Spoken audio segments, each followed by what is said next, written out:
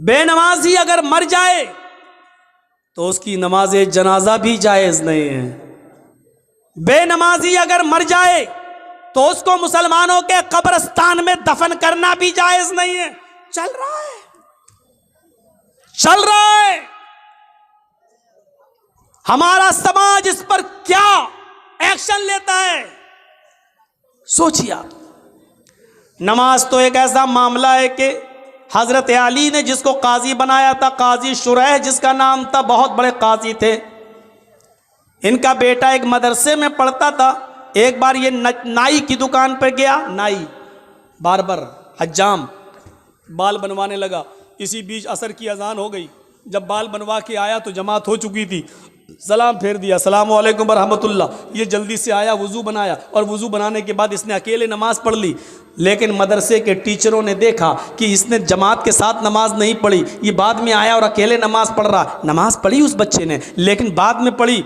मदरसे के टीचर ने, मदरसे के उस्ताद ने काजी साहब को लेटर लिखा, काजी साहब आपके बेटे ने नाई की दुकान पर बाल बनवाने में इतना टाइम लगा दिया कि जब बाल बनवा कर आया तो असर की नमाज की जमात हो चुकी थी। उसने बाद में अकेले नमाज पढ़ी है। मदरसे का मैनेजमेंट कमेटी क्या सजा दे, आप मुतय्यन करिए। मैं मदरसे का मैनेजमेंट कमेटी का मेंबर हूं, लेकिन आप काजी हैं, आप बताइए कि आपके बेटे को क्या सजा दी जाए।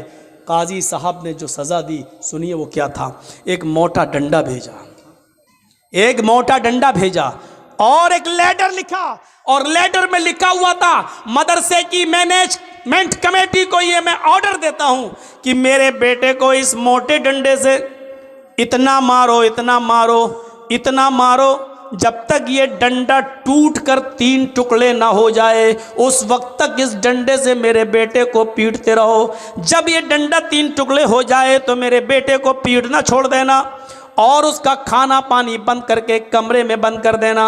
अगर वो तौबा कर ले और इसरार करे कि आइंदा मैं कभी, इकरार करे कि आइंदा मैं कभी इतने तंग वक्त में बाल नहीं बनवाऊंगा, या कोई तंग वक्त में टाइट शेड्यूल में मैं नमाज का वक्त करीब हो तो मैं कोई दूसरा काम नहीं करूंगा, अगर इस बात का इकरार करे तो छोड़ देना, वरना भूखा प्यासा अगर मरता है तो मर जाने देना। ये काजी का फैसला है अपने बेटे के बारे में, काजी शुरैह का। हम अपनी नौजवान नस्ल को एंड्रॉयड मोबाइल उनके हाथों में दे देते हैं और समझते हैं कि मेरा बेटा फजर में जमात के साथ नमाज पढ़ेगा। जो आपका बेटा रात के 12 बजे तक 2 GB मिलने वाले नेटवर्क को खत्म करने में रात गुजार देता हो, आप अपने उस बेटे से ये उम्मीद रखते हैं कि वो फजर की नमाज जमात के साथ अदा करेगा। इन सर्दियों की रातों में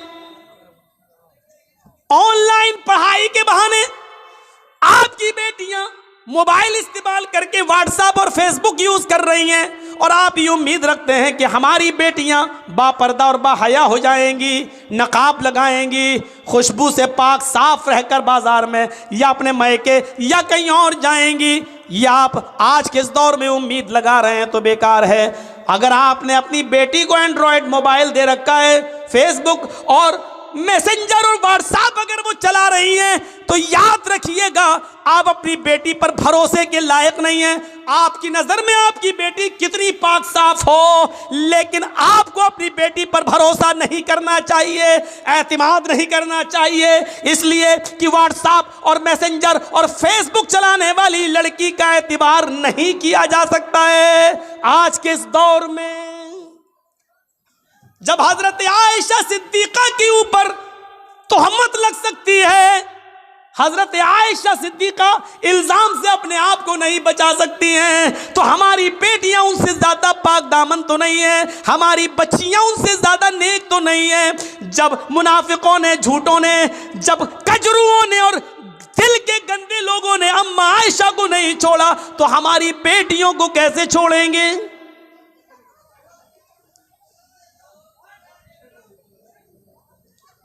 यहां हमें गौर करना चाहिए।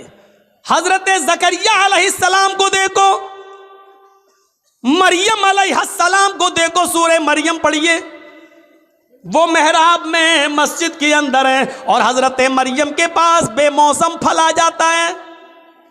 बेमौसम फल, आम का मौसम नहीं आम आया, लीची का मौसम नहीं लीची आया। जकरिया जब मस्जिद में दाखिल होते हैं, मेहराब के अंदर घुसते हैं, देखते हैं कि मरियम जिसकी मैं किफालत कर रहा हूं उसके पास ये फल मौजूद है।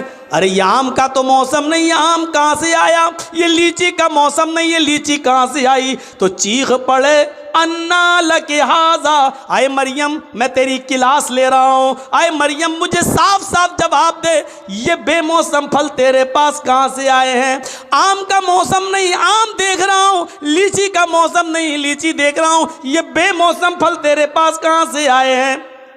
वो मरियम जिसकी पागदामनी की गवाही अल्लाह ताला ने दी है कि हमने मरियम को बगैर शौहर के बेटा दिया, ईसा बगैर बाप के हमने पैदा किया, वो मरियम जिनके पाक और साफ होने का ऐलान अल्लाह ताला ने किया है, कुरान में जिनको पाक दामन बताया है, उस मरियम की क्लास जकरिया ले रहे हैं कि बता मेरी बेटी, ओ बता मेरे लख्ते जिगर, ये तेरे पास कहां से आया है? किस लड़के ने दिया है? कौन है जिससे तेरे कांटेक्ट है, जिससे तेरे ताल्लुकात हैं? अल्लाह वाली थी, नेकी फरमा बरदार थी, अपने सरपरस्त को शर्मिंदा नहीं कर सकती थी, जिसने पाल पोस कर मुझे इतना बड़ा किया उसकी इज्जत खाक में नहीं मिला सकती थी। कहने लगी आप मेरे ऊपर शक न करें, आए जकरिया मेरे ऊपर डाउट न करें, कालत हुआ मिन इंदिल्लाह, ये किसी लड़के की तरफ से नहीं बल्कि अल्लाह की तरफ से आया है, ये अल्लाह ने भेजा है, ये जन्नती फल है, कोई फरिश्ता देकर गया है, इसमें किसी लड़के का हाथ नहीं है। जब मरियम से पूछा जा सकता कि ये फल कहां से आया, तुम अपनी बेटियों से क्यों नहीं पूछ सकते ये मोबाइल तेरे पास कहां से आया? इसमें तो 10 रुपए का बैलेंस था, आज इसमें 3 महीने का नेट पैक कैसे पड़ा है? इसमें तो तेरी अम्मा और खाला का नंबर था, इसमें 5 नंबर और कहां से आए हैं? क्या आप अपनी बेटियों से ये सवाल नहीं कर सकते हो? तुम स्कूल तो ड्राइवर के साथ गई थी, फिर आई हो किसके साथ आई हो? अकेले कैसे आई हो? तुम्हारा भाई तुम्हें स्कूल छोड़ने गया था, फिर तुमने भाई का आने का इंतजार क्यों नहीं किया? अकेले कैसे चली आई हो? ये घर से किताब 3 लेके गई थी, ये 5 किताबें तुम्हारे पास कहां से आई है? ये सारे सवालात की जिम्मेदारी एक बाप की बनती है जो अपनी बेटी से पूछे, अपनी औलाद से पूछे। और अगर तुम ऐसा नहीं कर सकते हो तो तैयार रहो, हमारी बेटियां कल आरएसएस के गुंडों से निकाह करने के लिए तैयार हैं, इसलिए कि ये प्लानिंग हो चुकी है कि मुस्लिम लड़कियों को स्कूलों में जगा दो और हिंदू लड़कों से कह दिया गया खुल के प्यार करो, कोर्ट मैरिज करो, इनको निकाह के बंधन में बांधो और 2-4 बच्चे पैदा करके बच्चे अपने पास रख के औरत को दर दर की ठोकर खाने के लिए मजबूर कर दो, उसको निकाल दो। अगर आप अपनी बेटियों की निगरानी नहीं कर सकते हो तो तैयार रहो, आपकी बेटियां गैर मुस्लिमों के साथ निकाह करने के लिए तैयार हैं। 10,000 से ज्यादा एप्लीकेशन है कोर्ट में मौजूद हैं मुस्लिम लड़कियों की, जिसमें यह कहा गया है हमें अपनी मर्जी से हिंदू लड़कों के साथ निकाह करने के लिए तैयार हैं। मेरे माँ बाप रोकेंगे इसलिए मुझे पुलिस प्रोडक्ट दिया जाए, प्रोडक्शन दिया जाए, सुरक्षा दी जाए। मेरे माँ बाप कोर्ट मैरिज के मौके पर मेरे लिए रुकावट बन सकते हैं। ये लड़कियों ने, मुस्लिम लड़कियों ने, कॉलेज की लड़कियों ने ये लिख कर दिया है। तैयार रहिए, अगर आप अपनी बेटियों के मोबाइल नहीं छीन सकते हो, उनसे सवाल जवाब नहीं कर सकते हो, तो फिर ये दिन देखने के लिए तैयार रहो कि आपकी बेटी मिसिस इदरीस, मिसिस असलम नहीं बनेगी, मिसिस खन्ना बनेगी, मिसिस रमेश बनेगी, मिसिस मनमोहन बनेगी, मिसिस फला बनेगी, ये बनेगी। इसके लिए तैयार रहो। आप जो कहना था कह दिया, बुरा लगना स्वाभाविक है क्योंकि हक है, हक बुरा लगता ही है, कड़वी है, कड़वी चीज़ खराब होती ही है। इसलिए मैं माफ़ी का चंदा नहीं मांगूंगा आपसे, स्वाभाविक चीज है, होना है। आपने पूछा नमाज पढ़ी कि नहीं पढ़ी, बेटे से पूछा। हमारे नबी ने तो ये कहा था ना, जब बच्चा 7 साल का हो जाए, बच्चे में लड़का लड़की दोनों शामिल है, जब बच्चा 7 साल का हो जाए नमाज पढ़ने का हुक्म दो, लेके जाओ। नहीं पढ़े कोई बात नहीं, कभी पढ़ेगा कभी छोड़ेगा, लेकिन जब 10 साल का हो जाए नमाज ना पढ़े तो उसको मार मार के ले जाओ। मार मार के नमाज की तरफ ले जाओ, पीटो। 12-10 साल के बाद लड़के को पीटना पड़ेगा, नमाज के लिए मारना पड़ेगा, सजा देना पड़ेगी आपको अपने बेटे को, क्योंकि वो 10 साल का हो चुका है। 10 साल के बाद बाप की जिम्मेदारी बनती है कि वो अपने बेटे को नमाज न पढ़ने पर मारे, पीटे और फिर मस्जिद में ले जाए। आपने किया ऐसा? मोबाइल चलाने की खुली इजाजत, चलाओ और बिगड़ो। काजी शुरैह ने जो फैसला किया उस फैसले को देखिए। हजरत उमर फारूक जब फजर की नमाज पढ़ाने के लिए खड़े हुए तो अबू लूलू ने, फिरोज नामी आदमी ने, किसी बात पर वो हजरत उमर से नाराज था, उसने खंजर में जहर बुझा लिया था और छिपकर बैठा हुआ था मिंबर के पास।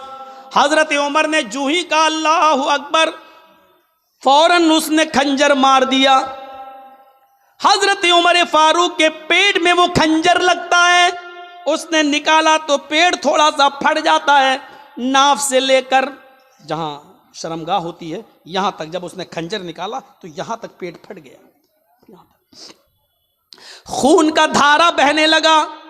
नमाजियों ने अबू लूलू को पकड़ना चाहा लेकिन वो भागने लगा। एक सहाबी ने अपनी चादर उसके ऊपर फेंकी जिससे उसका पैर उलझ गया, वो गिर गया। जब उसने देखा कि अब मैं पकड़ा जाऊंगा और बचूंगा नहीं, तो उसने वही जहर आलूद खंजर अपने पेट में मारकर खुदकुशी कर ली और मर गया। लेकिन हजरत उमर फारूक को जब होश आया तो उनको दूध पिलाया जा रहा था, दूध वो मुंह से पीते थे, पेट से बाहर निकल जाता था। शहद पिलाया गया तो शहद पेट से बाहर निकल गया। जो चीज खिलाई और पिलाई जा रही है वो मुंह से तो खिलाते थे लेकिन पेट से बाहर निकल जाती थी। इस हाल में किसी ने कह दिया अमीरुल मोमिनीन, अब आप फजर की नमाज कैसे पढ़ेंगे? आप पहली रकात में थे और आपको खंजर मार दिया गया है, आप बेहोश होकर जमीन पे गिरे हैं और हालत आपकी है कि खाना पानी पेट में रुक नहीं रहा है, आप फजर की नमाज कैसे पढ़ेंगे? हजरत उमर ने कहा पढ़ूंगा, मेरी फजर की नमाज क्या अदा नहीं हुई है? कहा नहीं। पानी लाओ, वुजू बनाया, खड़े हो गए। लोगों ने कहा बैठ के पढ़ लो, कहने लगे नहीं नहीं अभी खड़े होने की ताकत है। खड़े होकर 2 रकात नमाज पढ़ी और नमाज पढ़ने के बाद फरमाया लोगों, अगर ये हालत किसी और की हो जाए, खाना पानी भी पेट से निकलने लगे, इस हाल में भी अगर नमाज का टाइम हो जाए, नमाज का वक्त हो जाए और उस आदमी को होश हो तो नमाज इस हाल में भी पढ़ना पड़ेगी। अगर इस हाल में होश है, पेट फट जाने के बावजूद, खाना पानी पेट से निकलने के बावजूद अगर होश है और नमाज नहीं पढ़ता है तो ला हज़्ज़ा फिल इस्लामी लिमन तरक अस्सलाह, तो ऐसे आदमी का इस्लाम में कोई हिस्सा नहीं है। इस हाल में नमाज ना पढ़े तो इस्लाम में हिस्सा नहीं है। जो तंदुरुस्ती में नमाज ना पढ़े वो मुसलमान बना बैठा है। कितने बड़े कभी किसी को खड़ा करके पूछो क्या नाम है? ज़ियाउल हक, हक की रोशनी। अच्छा नमाज पढ़ी थी ईशा की? नहीं मौलाना साहब। ज़ियाउल हक नमाज पढ़ी? नहीं।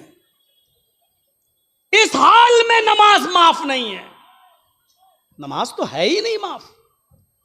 जर्जी साहब को मोदी के योगी के कुछ गुंडे पकड़ लें, कुर्सी पे लेके हाथ पैर बांध दें, इसी बीच अजान की आवाज आ रही हो, अल्लाहु अकबर अल्लाहु अकबर। जर्जी साहब एक बार कहेंगे साहब लिंचिंग करने वालों मुझे मार रहे हो मार देना, लेकिन मुझे 2 रकात नमाज पढ़ लेने दो। छोड़ते हैं तो ठीक, नहीं छोड़ते हैं तो कुर्सी पर बंदे बंदे हमें नमाज पढ़ना पड़ेगी। वुजू के लिए पानी दे दो, नहीं देते हैं तो नियत से वुजू करना पड़ेगा। अल्लाह वुजू के लिए पानी नहीं है, मैंने वुजू की नियत कर ली है, ये वुजू की नियत ही हमारे लिए वुजू होगी। उनसे कहा जाएगा कि साहब मेरा चेहरा किबले की तरफ कर दो, अगर वो करते हैं तो ठीक है, नहीं करते हैं तो नियत करना पड़ेगी। हाँ मेरा चेहरा खुला होता तो किबले की तरफ करता, लेकिन मैं बंधा हुआ हूं, इसलिए मैं इसी तरफ रुक करके नमाज पढ़ रहा हूं। आय अल्लाह, तू किसी किबले का मोहताज तो नहीं है, तू मेरी दिल की नीयत अच्छी तरीके से जानता है। लैसल बिर्रन तुवल्लू वजूहकुम क़िबलल मशरिक़ मगरिब, ये आयत आपके जहन में आनी चाहिए। लेकिन नमाज इस वक्त भी पढ़ना पड़ेगी। किबले की तरफ चेहरा नहीं है, कोई बात नहीं, जहां तुम्हारा चेहरा है उस तरफ कर लो। अल्लाहू अकबर कहकर हाथ नहीं उठ रहे हैं, बंद हैं, तो जबान से अल्लाहू अकबर कह लो। वुजू के लिए पाबंदी है, पानी नहीं दिया जा रहा है तो नियत वुजू से कर लो। चेहरा किबले की तरफ नहीं करने दिया जा रहा तो जहां चेहरा है वहीं कर लो और अल्फाज अदा करते रहो। लेकिन नमाज इस हाल में भी पढ़ना पड़ेगी, जबकि मालूम है कि मौत हमारे सर पे मुंडला रही है, लेकिन इस हाल में भी नमाज तुम्हारे ऊपर माफ नहीं है। नमाज का वक्त हो गया है, आपको इस हाल में नमाज पढ़ना पड़ेगी।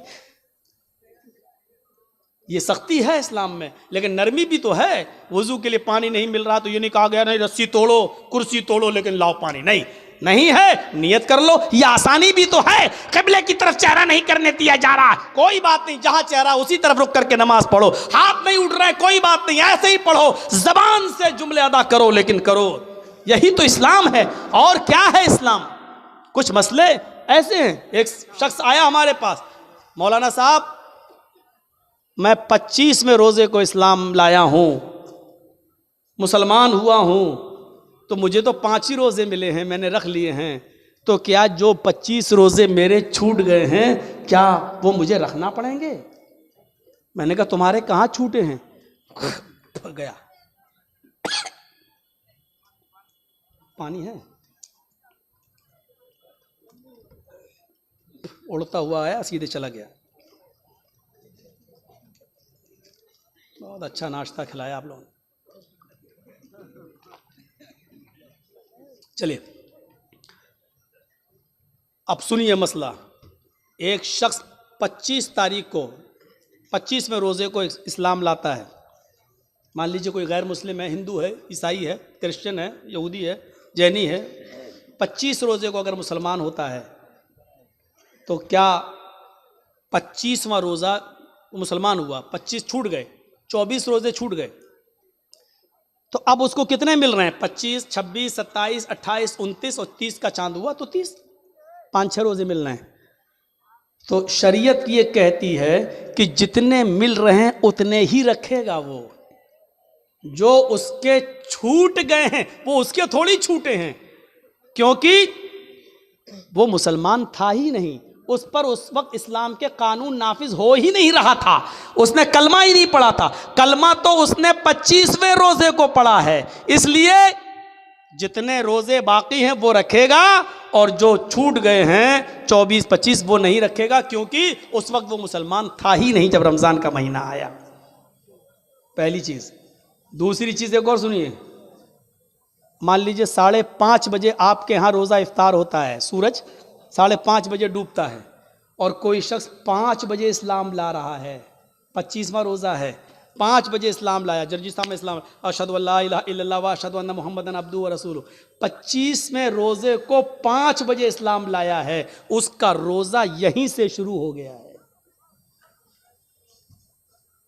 अभी जो 5 बजे तक जो उसने खाया पिया वो सब माफ, क्योंकि उस वक्त तक उसके ऊपर इस्लाम नाफिज था ही नहीं, वो मुसलमान नहीं था, इसलिए वो सब नहीं।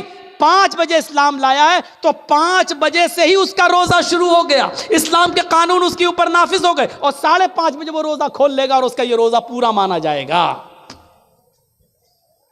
25वां रोजा आधा घंटा रखा लेकिन पूरा 25वां रोजा माना जाएगा। अब 25वां जोड़ा जाएगा, 26वां रखेगा, 27वां, 28वां, 29वां, 30वां ये रखा जाएगा, और इससे पहले जो छूट गए वो उसके एक भी उसको नहीं रखना पड़ेंगे, क्योंकि उस वक्त तक वो मुसलमान नहीं था। इन मसलों को जहन में रखिए, ये छोटे छोटे मसले हैं, अपने जहन में इन मसलों को रखिए और याद करिए।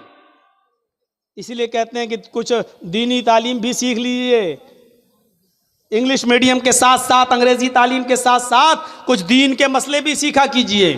तो 25वें रोजे को इस्लाम लाया, 25 खत्म, वो नहीं रखे जाएंगे। जितने बजे से लाया उतने बजे से उसका रोज़ा शुरू हो गया है, उतने बजे से, और जब इफ्तार होगा तो इफ्तार करेगा और वो रोज़ा उसका पूरा माना जाएगा। तो वला ततरुकन्न सलातन मकतूबतन मुतअम्मिदन, फर्ज नमाज का सदन जानबूझकर नहीं छोड़ना है, इसलिए कि जिस कौम के अंदर फर्ज नमाज जानबूझकर छोड़ दी जाती है फ़कत बरियत ज़िम्मतुल्लाह, अल्लाह के नबी कहते हैं कि अल्लाह की जिम्मेदारी उसके ऊपर से उठ जाती है, फिर वो मरे कटे कहीं भी जाए फिर अल्लाह रब्बुल आलमीन की कोई जिम्मेदारी नहीं रहती है। फ़कत बरियत मिन्हु ज़िम्मतुल्लाह, अल्लाह के ज़िम्मे से यह आदमी निकल जाता है। 3 चीज़ें हो गई, 3 चीज़ें याद है ना, शिर्क, माँ बाप की नाफरमानी और फ़र्ज नमाज का सदन जानबूझकर न छोड़ना। चौथी चीज़ भी हमारे समाज का बहुत बड़ा हिस्सा, सुनिएगा, वला तशरबन्न खमरन फ़इन्नहु रअसु कुल्लि फ़ाहिशतिन, और हरगिज़ कभी शराब मत पीना। इसलिए आगे का जुमला फ़इन्नहु रअसु कुल्लि फ़ाहिशा, इसलिए कि ये हर गंदी चीज़ का दरवाज़ा है। शराब हर गंदी चीज़ का दरवाज़ा है। ये जुमला बड़ा ख़तरनाक है जो अल्लाह के नबी ने कहा कि शराब मत पीना, ये तो ठीक है, लेकिन शराब हर गंदी चीज़ का ठिकाना है, हर गंदी चीज़ की जड़ है। ये जुमले बड़े काबिल गौर हैं। सुनन नसई की हदीस की किताब है, एक हदीस की किताब है सुनन नसई, उसमें एक वाक़या आया है बनी इसराइल का।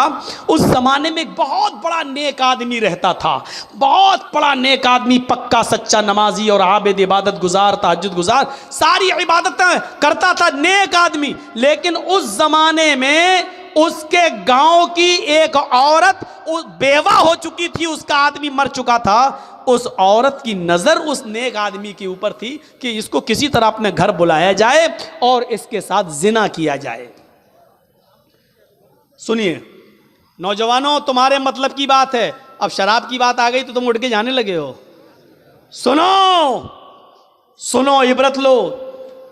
तो उस औरत ने अपनी लौंडी से, अपनी खादिमा से कहा कि बहाने से उस नेक आदमी को, उस इबादत गुजार को बुलाओ और कह दो कि किसी मामले में हमारी मालिकन को गवाही लेनी है तुमसे।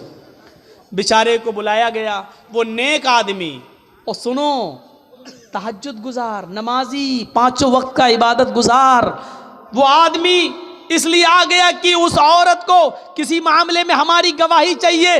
जो सच्ची गवाही होगी मैं दे दूंगा, जो मालूम होगा वो मैं बता दूंगा, और जो नहीं मालूम होगा उससे मैं इज्तिनाब कर लूंगा। ये शख्स नेक इबादत गुजार वहां जाता है, और जाने के बाद उस लौंडी ने एक दरवाजा खोला। दरवाजा जैसी अंदर गई, उनको लेकर ये दरवाजा बंद हो जाता है। वो कहती है अगले वाले दरवाजे में चलो। दूसरा दरवाजा खुलता है, ये नेक आदमी दूसरे दरवाजे में जाता है, दूसरा दरवाजा अपने आप बंद हो जाता है। कहती है आगे वाले दरवाजे में हमारी मालिकन है। ये तीसरे दरवाजे में दाखिल होता है, तीसरा दरवाजा बंद हो जाता है। इसी तरीके से वो 4 या 5 दरवाजे के बाद वो उस लड़की की मालिकन के पास पहुंच जाता है, जो हुस्न जमाल की देवी थी, बड़ी खूबसूरत थी, और जिसका पति मर चुका था, जिसका हस्बैंड मर चुका था।